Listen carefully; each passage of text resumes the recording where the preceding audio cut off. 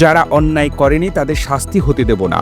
আওয়ামী লীগের কর্মীদের উদ্দেশ্যে মির্জা ফখরুল ইসলাম আলমগীর। ঠাকুরগাঁও ১ আসনে বিএনপি প্রার্থী ও দলের মহাসচিব মির্জা ফখরুল ইসলাম আলমগীর বলেছেন, গত ১৫ বছর আপনারা ভোট দিতে পেরেছিলেন, ভোট দিতে পারেননি। সেই সময় আগের রাতেই ভোট হয়ে গেছে, এখন একটা সুযোগ এসেছে।